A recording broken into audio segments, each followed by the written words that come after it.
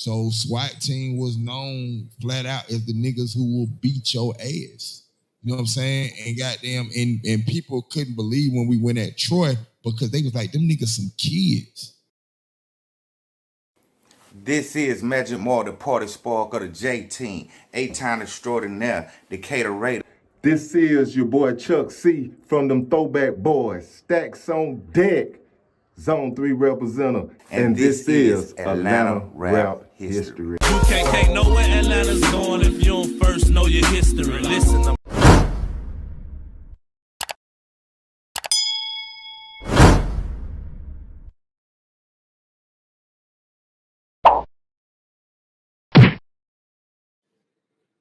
Yo, what it do, what it could be. It's your boy Chuck C, throwback boy, stacks on deck like BIM, Zone 3 representative. And once again, we back at it with Atlanta Rap History. Man, listen, when we talking about the history of Atlanta rap music, man, there was a lot of underground people that were making a lot of noise out there in the streets. We had an interview with DJ Threat, and he talked about these guys right here about producing one of their biggest hits.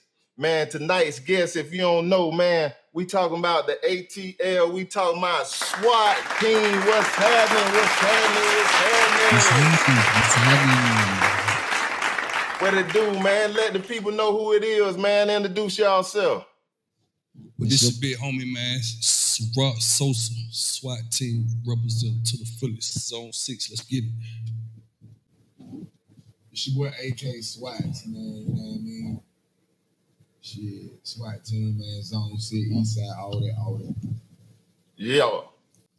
Yo, your boy Great Cello, man. Great Cello, Eastside, Scanner Road representative, man.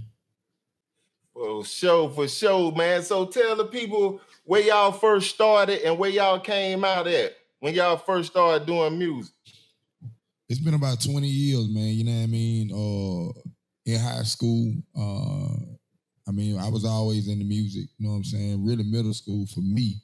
But the group, probably around when I was about 16, you know what I'm saying? Lil C had, you know, it kind of turned me on to the shit, you know what I'm saying? 3 Cent Mafia, 8-Ball NJG, UGK, all of that. You know, his brother was a DJ in Atlanta, DJing in clubs and whatnot. So he was a little more exposed to it than me, you know what I'm saying?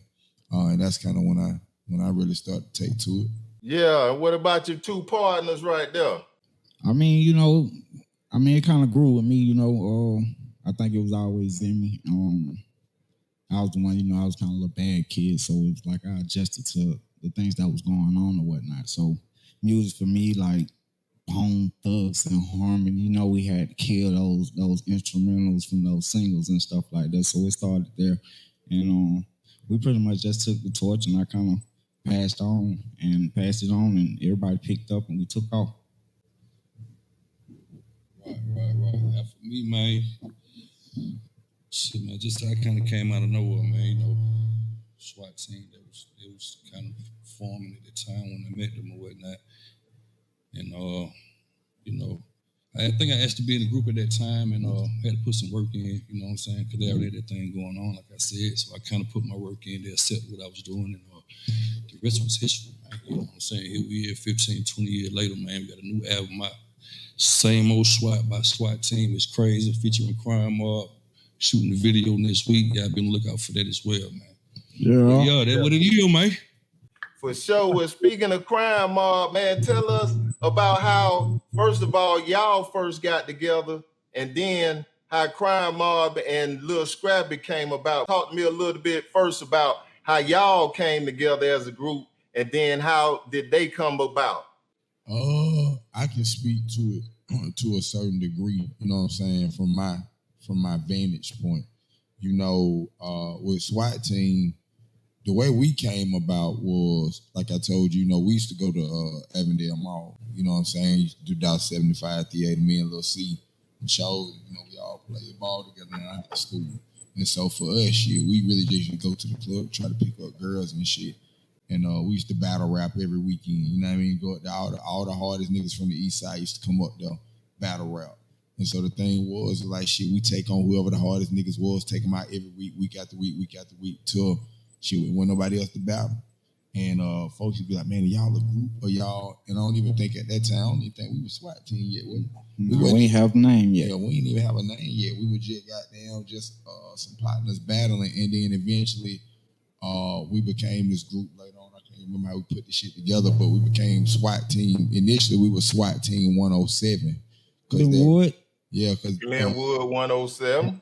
And that's why people don't realize our ties to the, we from the east side, but we had strong ties from Glenwood because two of the original members before we had Pastor Troy they were from Glenwood, and the other three were from Decatur and Ellenwood. After we formed the group, later on, Scrappy came up under us because Scrappy's not from the east side. So, we ended up meeting Scrappy later on after, I think maybe my senior year in high school. And I think Scrappy was maybe a sophomore. And, we was, at this time, we had Pastor Troy's popping. We on the road. We going out of town weekend after weekend. And I took the liking to Scrappy. And I used to bring him around the crew. And, at that point, we just kind of like became real tight-knit, real close-knit family, Mama D.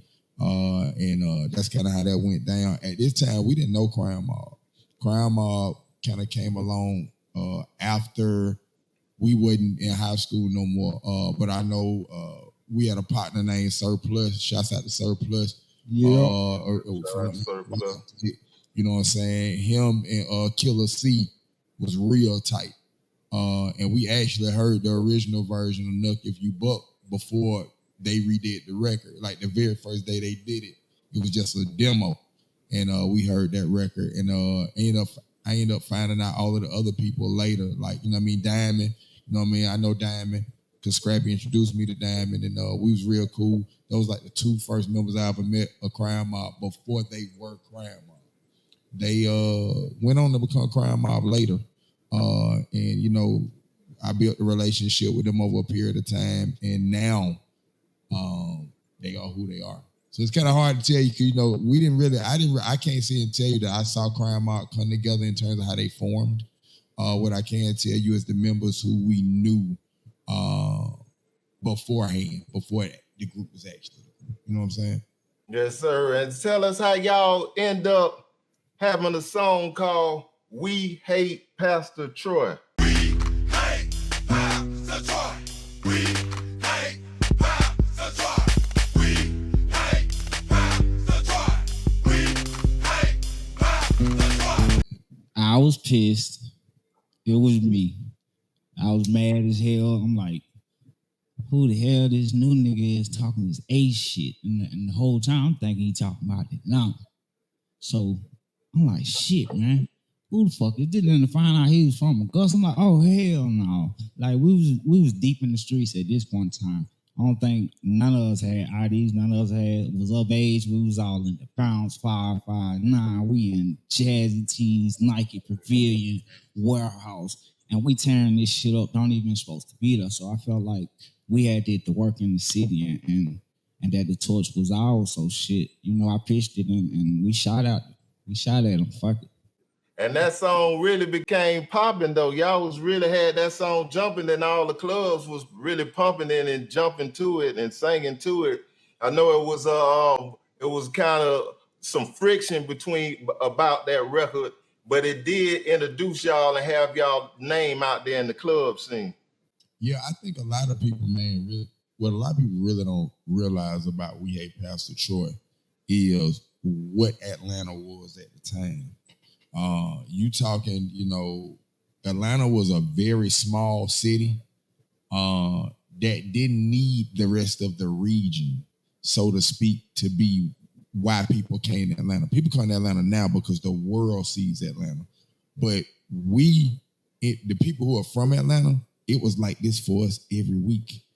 And it wasn't these clubs now where the club just full of fucking sections and shit, and people just sit there and pull out their goddamn phones. This was big ass clubs. Every club you going to, 2,000-3,000 people in that bitch. And we used to go to these clubs and mob. Like me and C, a lot of people don't realize we jumped out the port real early. So they still in your folk car. They goddamn beating niggas ass. It's goddamn like we were literally, it wasn't no side of time. By the time we became of age, when SWAT teams started popping, we had already been in all the clubs. So when we finally started circling back around, people used to be like, damn, I know y'all niggas, because we had already been partying with them. We just came back with our boys. And so a lot of people didn't realize by the time things really got thick, Atlanta was like, now you got the niggas kind of like, it ain't really no code to the streets. And you know, when the streets lose the code, the game fucked up. You know what I'm saying? Like, so, you know, we came along where everything was about your rep. And our rep was, we niggas was strapped in shit, but wasn't nobody trying to really catch a body like that. It was like goddamn more like about our respect. So we see some niggas, we got an issue, we put them hands on them niggas. You know what I'm saying? We used to go to every club. We the niggas, we started the jumping off the stage shit. The goddamn rhythm. We come get you. Shout out to my boy Doug. Doug can tell you that shit. We used to go to clubs and goddamn be like, y'all can't perform this song, AK, because every time y'all perform this song, nigga gonna fight. And it wasn't even We Hate Pastor Troy. And so we perform the song, niggas act up, niggas be tugging at us. We the nigga goddamn, if we heard we had pressure with a nigga on the other side of town, we got there get in touch with the promoter, tell that nigga to book us at his club just so we can get in front of them niggas. So we could jump out the goddamn stage, tear them nigga ass up, and then goddamn, like we used to do this shit. And everybody knew SWAT team for fighting. Real tear the club up thugs. This before Lil Jon they were doing this, before this shit was called crunk music. A lot of niggas who came up in Atlanta who came to fruition, fair game is they came off our back. You know what I mean? SWAT ain't really get the credit that we deserve to get because we were so young. Niggas don't really realize this is like if Bow Wow was from the street and you get on so young. And so when people see us now popping back out, they don't realize we're still relatively young. We did something that was trend-setting at the time. And the other niggas thought we were so much of a fucking threat that when the labels came to Atlanta, them niggas banded together so that they could keep us out. Yeah, definitely. That's what happened. Blackball City. You know what I'm saying? Yeah. Welcome to Blackball City. Everything that came from the east side, man, that shit came from SWAT for real. If it ain't after, you know, shout out to like Ghetto Mafia, most certainly, you know what I mean? Definitely. Real OG, you know, wicked them. But when the shit changed and Atlanta was starting to develop a sound and trying to see what this city gonna be and what it's gonna become, SWAT team one of the primary groups, man. Shouts out to Unk Count them too. But Unk them didn't want a deal. You know what I'm saying? SWAT, we were some young niggas. We grew up looking at P and Cash Money. Them niggas bling blinging and all that shit. We always talk about we gotta get a deal. So we wanted the deal. We weren't big on being independent like niggas is now. We wanted the deal. So at the end of the day, we brought the labels to Atlanta. Definitely. Especially from the east side. Especially to the east side. And then and like you said, being independent at that time, what was y'all marketing strategy? We know nowadays you go drop it on Spotify and try to get it here and there on the internet. But back then, this is before the internet. What was y'all marketing scheme back then, and how was y'all getting the music out to the people? Doing groundwork, man. We had to hustle, man. We had to do real groundwork, man. Like we had a small city tour. I think we was in the down south region, like Alabama, South Carolina, etc. So we was out there on foot, man. I literally was out there on foot, throwing CDs in people's cars. People talking about, I don't want your goddamn CD. I'm throwing them in the car anyway. I'm passing out flyers anyway. I'm talking about the whole strip. I'm down there. I'm throwing shit in the car.